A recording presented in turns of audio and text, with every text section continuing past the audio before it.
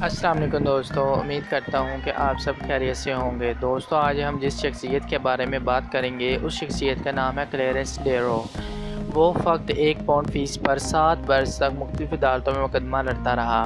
آج سے کوئی 75 سال پہلے ایک اسکول کی معلمہ روزانہ کلاس میں ایک چھوٹے سے لڑکے کے کان کھینچا کرتی تھی، کیونکہ یہ لڑکا اپنی جگہ پر نچلا نہیں بیٹھ سکتا تھا اور یوں ہی اٹھ کر ادھر ادھر دیکھتا رہتا۔ وہ پوری کلاس کے سامنے اس کے کان کھینچتی اور اتنی اس کی بےعزتی کرتی کہ وہ گھر جاتے ہوئے سارے راہ سے روتا جاتا۔ اس وقت اس لڑکے کی عمر صرف 5 سال کی تھی، لیکن اس عمر میں بھی اسے اس بات کا شدید احساس تھا کہ اس کے ساتھ ظالمانہ اور غیر منصفانہ سلوک کیا جاتا ہے۔ اس طرح اسے ظلم اور بے انصافی سے نفرت ہو گئی اور اس جذبے کے تحت وہ عمر بھر جدوجہد کرتا رہا۔ اس لڑکے کا نام کلیرنس ڈیرو تھا، جو امریکہ میں غالباً اپنے وقت کا مشہور ترین وکیل تھا، اور یہ بات تو خیر پورے وثوق سے کہی جا سکتی ہے کہ اس وقت فوجداری کے مقدمات میں تو اس کے پائے کا کوئی بھی وکیل نہیں تھا۔ ملک کے تمام تر مشہور روزنامے اس کی مقدمات کی خبریں بڑی سرخیوں کے ساتھ شائع کرتے۔ اس نے جو پہلا مقدمہ لڑا وہ اشتا بولا لوئیو کے پرانے لوگوں کے دلوں میں اب بھی اس کی یاد باقی ہے۔ اس مقدمے میں کوئی لاکھوں روپے کی جائیداد کا نہیں، صرف گھوڑے کی ایک پرانی زین کا جھگڑا تھا، جس کی قیمت مشکل سے 1 پاؤنڈ ہوگی۔ لیکن کلیرنس ڈیرو کے نزدیک یہ ایک اصول کا سوال تھا۔ بے انصافی نے سر اٹھایا تھا۔ اس نے یہ مقدمہ لڑنے میں اتنی جان ماری کہ جیسے وہ کسی شیر کے ساتھ نبرد آزما ہو۔ اس مقدمے کا معاوضہ صرف 1 پاؤنڈ تھا۔ اس نے اس مقدمے پر اپنی جیب سے بہت سا روپیہ خرچ کیا اور آخر 7 سال عدالتوں کی خاک چھاننے کے بعد مقدمہ جیت لیا۔ ڈیرو کہتا ہے کہ اس نے کبھی روپے پیسے کا باعزت افزائی کا لالچ نہیں کیا۔ وہ اپنے متعلق یہ بھی کہتا ہے کہ وہ انتہائی سست ہے۔ اپنی زندگی کے ابتدائی ایام میں اس نے ایک دیہاتی مدرسے میں پڑھنا شروع کیا۔ اس دوران ایک روز ایک ایسا واقعہ پیش آیا کہ جس سے اس کی قسمت نے پلٹا کھایا۔ جس گاؤں میں یہ مدرسہ تھا وہاں ایک لوہار بھی رہتا، جو اپنی دکانداری سے وقت نکال کر قانون کی تعلیم حاصل کرتا۔ ڈیرو لوہار کی اس لگن سے بہت متاثر ہوا۔ اس نے کتابیں مانگی اور خود بھی مطالعہ شروع کیا۔ اسکول میں جو اسے وقت ملتا وہ اپنی کتابوں پر صرف کرتا۔ ڈیرو بتاتا ہے کہ اگر اس کی زندگی میں یہ ایک واقعہ پیش نہ آتا تو شاید وہ عمر بھر دیہاتی عدالتوں میں پڑا رہتا۔ ہوا یوں کہ اس کی بیوی نے ایک دندان ساز سے اشتبہولہ میں اوہیو میں ایک چھوٹا سا گھر خریدنے کا ارادہ کیا۔ مکان کی قیمت 700 پاؤنڈ تھی۔ ڈیرو نے بینک سے 100 پاؤنڈ نکلوائے اور سر راہ یہ بھی سن لیجیے کہ اس کی تمام پونجی ہی اتنی تھی، اور مالک مکان سے یہ شرط طے کی کہ وہ باقی رقم وہ سالانہ قسطوں میں ادا کرے گا۔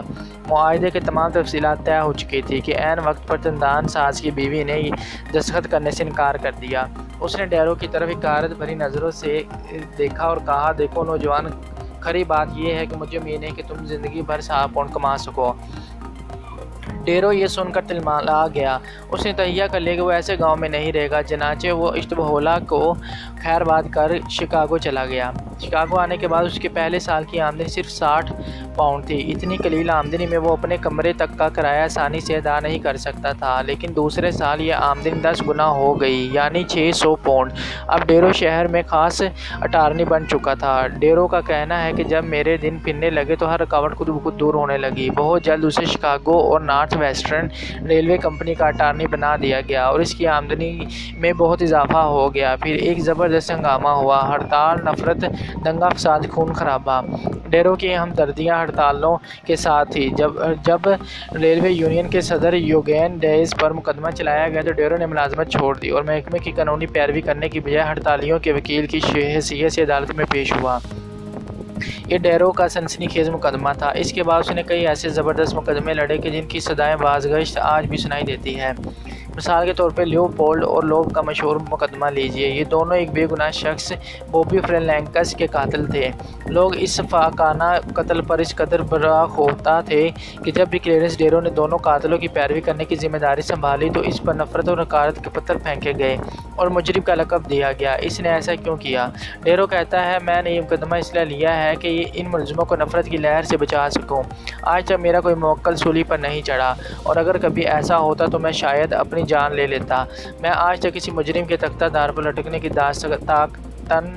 داستان تک پڑھنے کی ہمت نہ کر سکا۔ اگر میرے شہر میں کبھی کسی کو پھانسی ملنا ہوتی تو میں شہر سے باہر چلا جاتا۔ میں کسی بھی شکل میں کسی کی جان لینے کے حق میں نہیں۔ معاشرہ مجرموں کو جنم دیتا ہے۔ وہ کہا کرتا تھا کوئی بھی شخص کسی بھی وقت مجرم بن سکتا ہے۔ ڈیرو خود بھی اس بات کا تجربہ تھا کہ مقدمہ بازی کتنی بڑی لعنت ہے۔